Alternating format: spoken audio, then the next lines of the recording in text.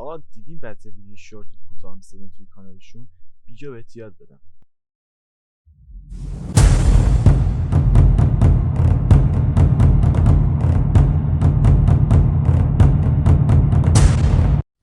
آقا اگه شما دوست از این ویدیوهای شورت مثلا بسازید و ویدیوهای خیلی خفنی بکنید 400 150 700 جاتون خلاصه نمیاد رو بازی کنم ببینید چقدر کامنت میگیره. من اینجوری گذاشتم که کامنت بگیرم، فقط واسه کامنت گرفتنش گذاشتم. بعد الان ببینید بیا برو میام بازی که تازه یوتیوب شروع کردی. من اینا رو گذاشتم فقط کامنت منفی بگیرم، فقط واسه کامنت گرفتن و اینکه چنلم بره بالا. خب یوتیوب به کامنت منفی که نمیاد کامنت رو بخونه، فقط میشه کامنت گذاشت.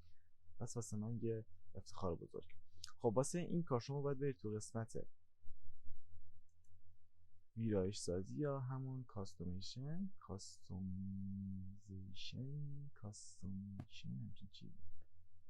من انگلیسی خوب نیست خلاصه هر چی که اینجا یه اد واو من با همش انگلیسی که نمیتونم بخونم که.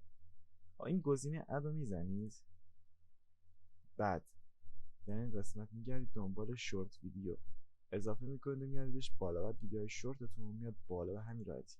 خب قانون گذاشتن واسه شورت ویدیو چی؟ قانون گذاشتن واسه شورت ویدیو اینه که ویدیوتون باید زیر 1 دقیقه باشه. زیر 1 دقیقه اصلا 59 ثانیه نه 58 ثانیه چون ممکنه خود چی دقیقه حساب.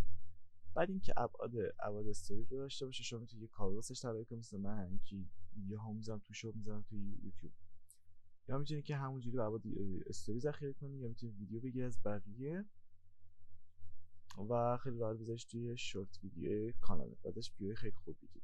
شورت ویدیو من یه نکته هم که بهتون بگم زیر 30 ثانیه باشه ویدیو بیشتر میخوره. 13 ثانیه و 20 ثانیه اینا 10 ثانیه خیلی ویدیو میخوره. اگه یه ویدیو بسازید که محتواش توی 10 ثانیه تموم بشه خیلی عالی تر واسه شورت ویدیو تا 30 ثانیه و تا 30 ثانیه.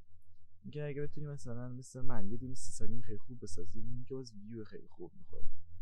باز نمی‌کنم ویدیو رو بهتون نشون بدم از قسم. خلاصه که همین راحتی با پست زیر 1 دقیقه میسازید. این قسمت میاد این اد ستیشن همچین چیزی، حالا هر چی که هست من نمیدونم انگلیسیه، میزنید. بعد برو که بریم دیگه میتونید ویدیو شورت بسازید. آموزش آوردم واسهتون چند ایزی تو 3 دقیقه 3 دقیقه دیگه.